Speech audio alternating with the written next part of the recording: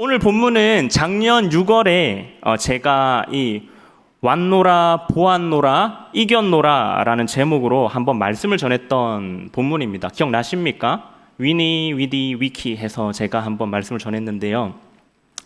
말씀을 묵상하며 준비하는 중에 조금 더 함께 살펴보았으면 하는 그런 내용들이 있어서 다시 한번 더 동일한 말씀을 나누어 보려고 합니다. 동일한 말씀 안에서 오늘 또 다른 모습으로 우리에게 말씀하시고 그리고 은혜 베풀어 주실 하나님을 기대하며 그리고 그 하나님을 만나고 돌아가시는 귀한 복된 시간 되시기를 주님의 이름으로 소망합니다.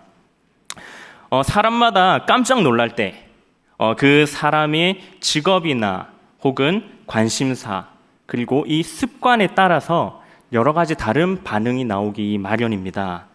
갑자기 어떤 사람을 딱 놀래켰을 때 보통은 그냥 엄마야 하고 끝납니다. 근데 평소 훈련으로 다져진 이 격투기 선수들 같은 경우는 깜짝 놀래키면 주먹부터 올라옵니다. 그래서 이런 사람들한테 몰래 카메라에다가 일단 한 대 맞고 시작하는 것이죠. 그리고 평소 욕을 자주 하던 사람 같은 경우에는 깜짝 놀래키면 어이씨 이렇게 가는 겁니다. 욕부터 튀어나오는 것이죠. 그리고 우리 교인, 우리 성도님들 같은 경우에 깜짝 놀래키면 이제 주님, 주여 이렇게 나오시죠? 안 나오는 걸로. 자, 네, 이처럼 우리가 예상치 못했을 때 혹은 갑자기 어떤 상황에 우리가 직면했을 때 우리는 생각이 미치기 전에 평소 해오던 우리가 소위 습관에 따라서 반응을 하게 됩니다. 내가 머리로 이해하고 행동하기 전에 몸이 무의식적으로 평소의 습관대로 일단 반응을 해버리기 때문입니다. 바로 그 찰나의 순간에 훌륭한 반응을 하기 위해서는 평소에 어떤 습관을 가지고 있느냐가 굉장히 중요합니다. 특히 이 습관은 짧은 시간에 생사를 오가는 현장인 이 전쟁터에서 훨씬 중요하게 작용합니다. 제가 복무하였던 부대에서 제가 제일 싫어했던 훈련이 있습니다. 바로 전투준비태세라는 훈련이었는데요. 이 훈련은 갑자기 사이렌이 울리고 나서 몇 분 안에 전투 준비를 마치느냐를 평가하는 훈련입니다. 제가 이 훈련을 왜 제일 싫어했냐 하면은 이 훈련은 예고 없이 시작되기 때문입니다. 그냥 아무 때나 울립니다. 밥 먹다가 울립니다. 그러면 놓고 뛰어가야 됩니다. 그리고 자다가 울립니다. 일어나서 이러면서 준비를 해야 됩니다. 샤워를 하다가도 울리면 그냥 빨가벗고 뛰어가서 준비해야 되는 겁니다.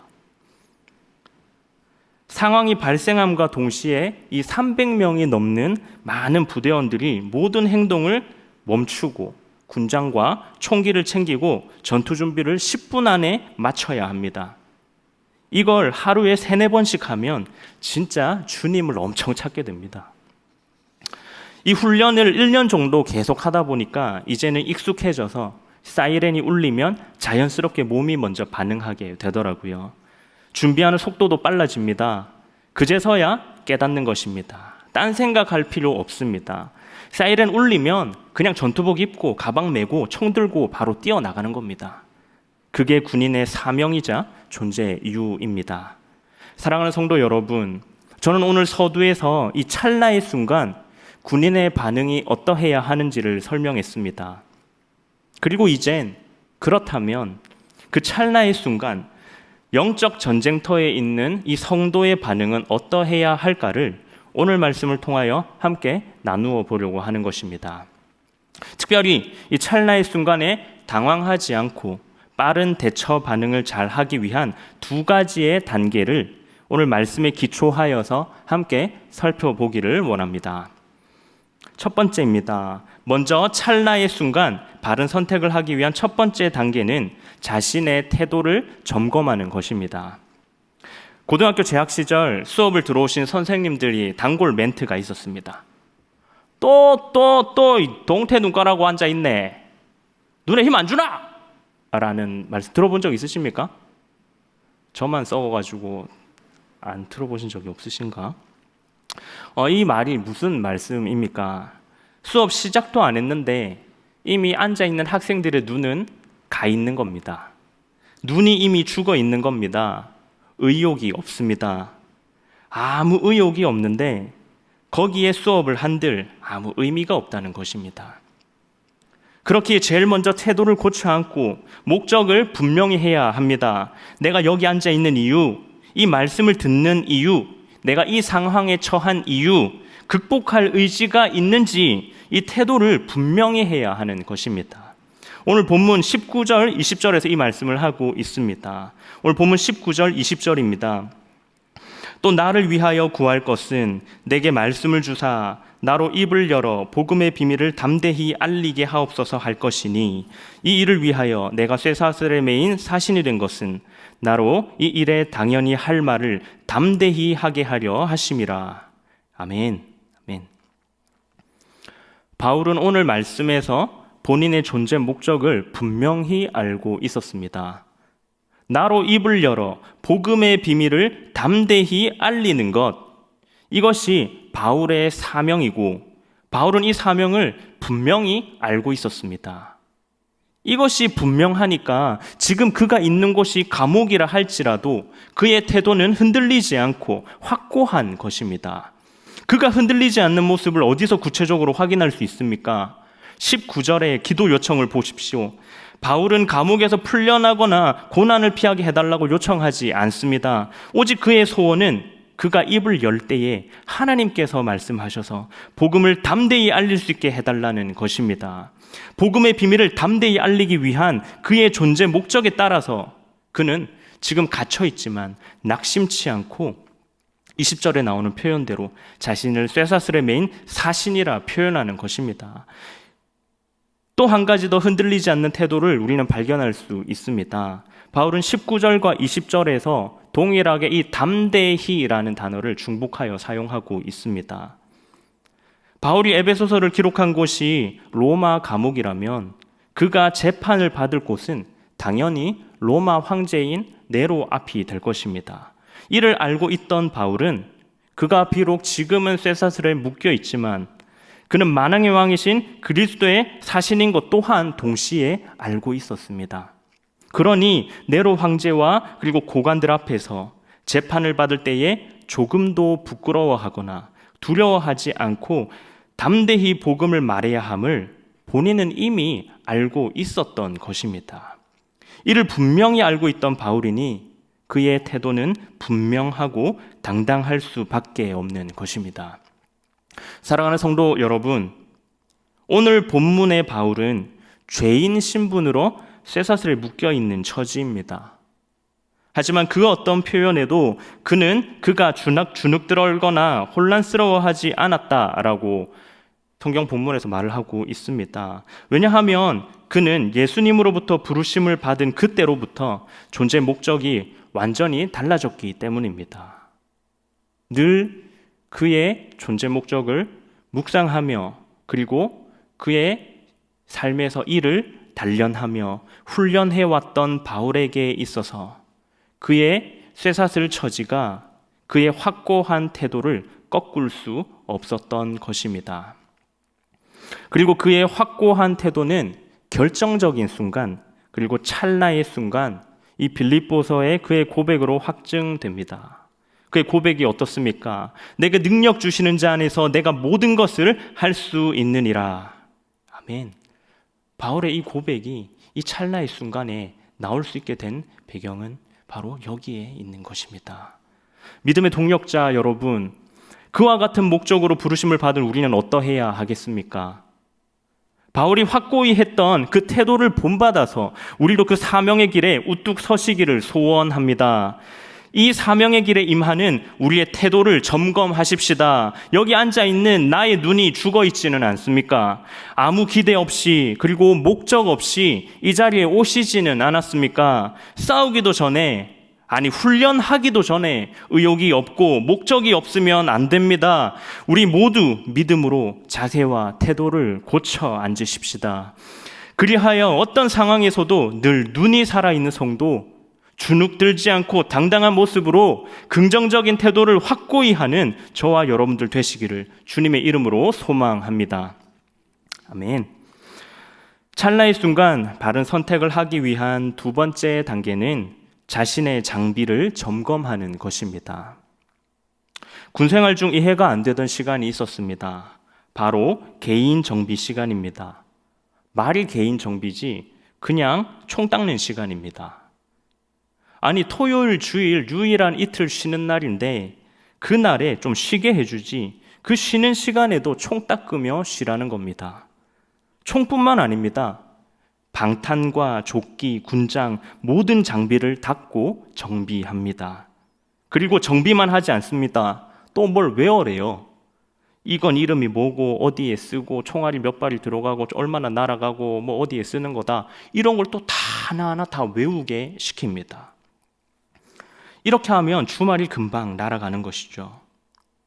하지만 전쟁이 언제 일어날지 아무도 모르기에 늘 자기 장비와 익숙해지는 훈련을 하게 했던 것입니다. 이는 준비태세 훈련을 하면 그 성과가 바로 드러나게 됩니다.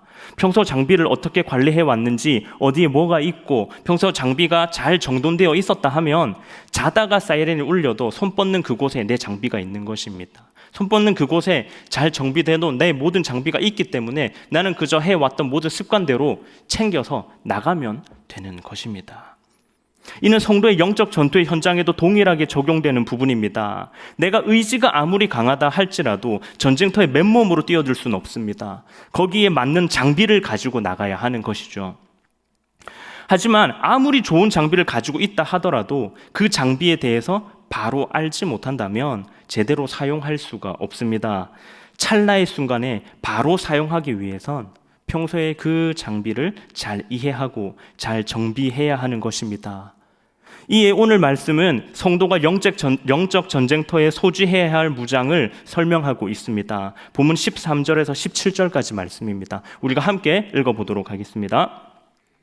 그러므로 하나님의 전신갑주를 취하라. 이는 악한 날에 너희가 능히 대적하고 모든 일을 행한 후에 서기 위함이라. 그런즉 서서 진리로 너희 허리띠를 띠고 의의 호심경을 붙이고 평안의 복음이 준비한 것으로 신을 신고 모든 것 위에 믿음의 방패를 가지고 이로써 능히 악한 자의 모든 불화살을 소멸하고 구원의 투구와 성령의 검 곧 하나님의 말씀을 가지라. 아멘, 아멘. 오늘 우리가 함께 읽은 이 본문 말씀에서는 성도가 소지해야 할 하나님의 전신갑주가 소개되고 있습니다. 13절에서 하나님의 전신갑주를 취하라 라는 이 명령어를 사용하고 있습니다.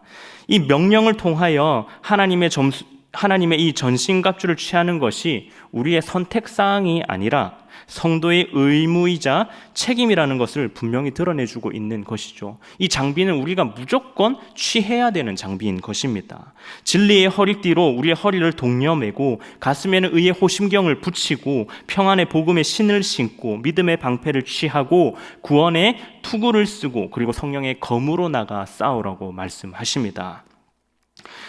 우리 몸 전신을 감싸는 오늘 이 모든 전신갑주가 다 중요합니다. 하지만 그 중에서도 저는 특별히 제일 먼저 나오는 이 진리의 허리띠와 그리고 가장 나중에 나오는 구원의 투구와 성령의 검 특별히 중요하다고 생각을 합니다.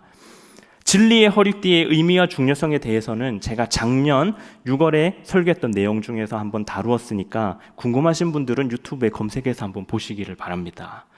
바울은 여러 가지 장비를 소개하고 이 17절에 이르러서 구원의 투구와 성령의 검, 곧 하나님의 말씀을 가지라라고 우리에게 말씀하고 있습니다. 바울은 앞선 여러 방어구들을 설명한 후에 마지막 방어구인 이 투구를 구원에 비유하고 있습니다. 투구가 무엇입니까? 우리의 머리를 보호하는 방어구지 않습니까? 머리는 우리 몸 신체에 있어서 굉장히 중요한 부분입니다. 그 중요한 부분을 가리는 것이 투구인데 그 투구가 바로 구원이다라는 것이죠. 특별히 이 앞에 방어구들을 설명할 때는 주체가 성도입니다. 허리띠를 매라, 허리띠 매고 호신경 붙이고 신을 신고 믿음의 방패를 소유하라. 그런데 이 투구, 이 구원의 투구를 말씀하시면서 어떤 명령어를 사용하고 있냐면 너희가 받으라 라는 이 명령어를 쓰고 있는 것입니다. 이 표현을 통하여 하나님께서 자기 백성에게 구원의 투구를 하나님께서 주시고 있다라는 사실을 분명하게 말씀하시는 것입니다. 특히 이 구원의 투구라는 표현은 데살로니가전서 5장 8절에도 등장을 합니다. 데살로니가 5장 8절입니다. 우리는 낮에 속하였으니 정신을 차리고 믿음과 사랑의 호심경을 붙이고 구원의 소망의 투구를 쓰자. 아멘. 여기서 이 구원의 소망의 투구라는 표현에서 소망은 확신을 의미합니다. 신자들은 하나님께서 약속하신 이 궁극적인 구원에 확신을 가져야 한다라는 말씀을 본문에서 말씀하고 있는 것입니다. 확신을 가지고 구원을 소망하자라는 미래적 희망이 이 데살로니가 전서에서 드러나는데, 데살로니가서에서는 미래적인 소망을 드러냄에 반해서 오늘 이 본문에서는 바로 그 구원의 투구가 이미 성도에게 임하였다라는 말씀, 이미 성도에게 주어졌다라고 이미 완료형으로 말씀하고 있는 것입니다. 성도들을 적의 공격으로부터 보호해 주시고, 그리고 그들의 확신과 기쁨으로 머리를 들 수 있게 해주는 것이 바로 구원의 투구인 것입니다. 이 구원의 투구를 이미 소유하고 있다는 사실을 알고 확신하는 것이야말로 영적 전쟁터에서 장차 승리로 향하는 바로 성도의 자랑이 되는 것입니다. 그리고 마지막 장비는 성령의 검입니다. 검은 앞서 언급되었던 여러 다른 방어구들과는 다르게 유일하게 방어와 공격 둘 다 가능한 장비입니다. 이 표현은 히브리서에서도 등장합니다. 히브리서 4장 12절입니다. 하나님의 말씀은 살아있고 활력이 있어 좌우에 날선 어떤 검보다도 예리하여 혼과 영과 및 관절과 골수를 찔러 쪼개기까지 하며 또 마음의 생각과 뜻을 판단하나니. 아멘. 하나님은 좌우에 날선 어떤 검보다도 예리한 말씀으로 자기 백성의 양심을 찌르며 우리를 항상 영적으로 깨어있게 만들어 주십니다. 그리고 동시에 하나님께서는 성령을 통하여 자기 백성에게 말씀을 주심으로 그것을 사용하여 마귀를 능히 이길 수 있게 하십니다. 성도들이 하나님의 말씀을 이해하고 성령의 은혜로 무장하면 능히 악한 영들의 공격을 막아내고 그들을 싸워 물리칠 수 있게 되는 것입니다. 오직 이 무기만이 우리에게 허락된 하나님의 무기인 줄을 다 믿으시기를 바랍니다. 다른 무기는 우리에게 없습니다. 다른 방법은 우리에게 없습니다. 오직 성령의 것만이 우리의 최고의 무기이며 오직 성령의 것만이 우리가 갈고 닦아야 할 유일한 자랑이 되어야 할 줄로 믿습니다. 아멘. 사랑하는 성도 여러분, 군인은 갑자기 전쟁이 나면 맨몸으로 뛰어나가지 않습니다. 찰나의 순간 이때를 위해 갈고 닦고 숙지했던 나의 장비를 집어들고 나가게 되는 것입니다. 미리 준비하지 않고 뭐가 뭔지도 모르는데 어떻게 찰나의 순간에 내가 나의 장비를 믿고 그것을 들고 나갈 수 있겠습니까? 그렇다면 성도는 어떠할까요? 일상이 깨어지는 그 찰나의 순간에 마치 전쟁과 같은 그런 상황이 갑자기 나의 일상에 들이미칠 때 내 옆에 무의식적으로 손을 뻗어 잡을 게 있어야 하지 않겠습니까? 그것이 바로 말씀과 찬양 그리고 기도와 신앙 고백인 줄로 믿습니다. 이것을 위하여 우리가 매일매일 같은 훈련을 하는 것입니다. 지난 날들을 한번 돌아보십시다. 벌써 1년이 훌쩍 넘는 기간 동안 우리는 마태복음을 함께 배우고 있습니다. 수번의 말씀 부흥회를 가졌습니다. 암창대회를 비롯한 찬양대회 그리고 복음서 외우기를 하고 있습니다. 가복실을 통하여 가정에서도 예배를 쉬지 않습니다. 셀 수 없을 만큼의 기도회와 찬양 집회, 말씀을 들었습니다.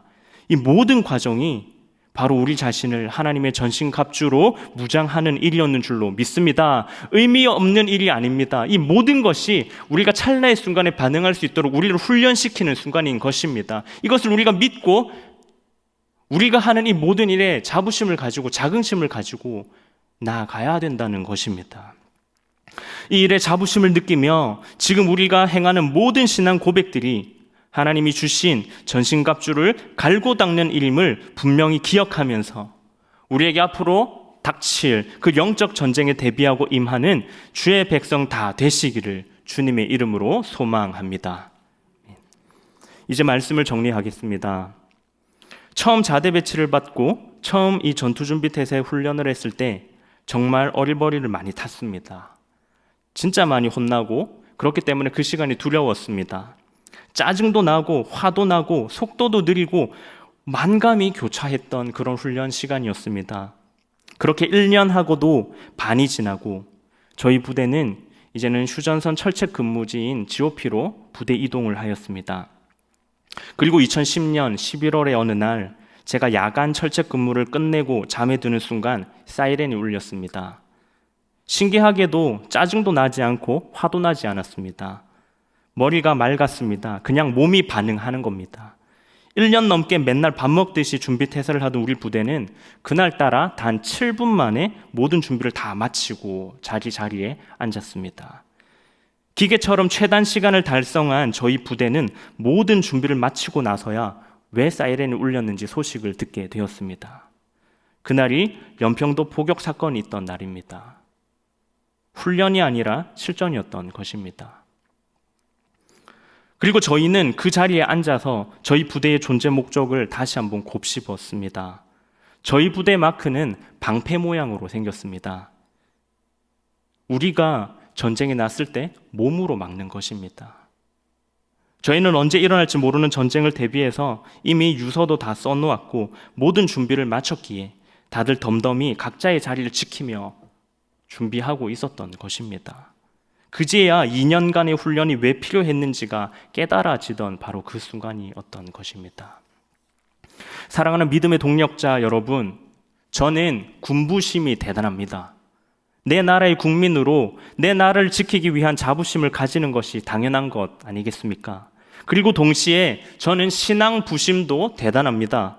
주의 백성으로 주의 나라를 지키며 주의 나라를 확장하는 일에 자부심을 가지는 것이 마땅히 신자가 걸어가야 할 길이기 때문입니다.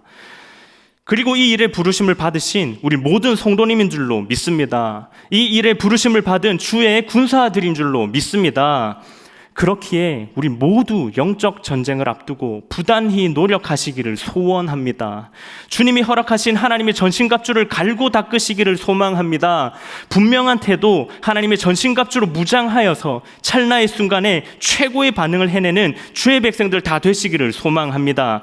이것이 성도의 습관이 되어 어떤 상황, 어떤 찰나의 순간에도 구원의 확신으로 반응하며 성령의 검으로 싸워 이겨내는 주의 백성들 다 되시기를 주님의 이름으로 기원합니다.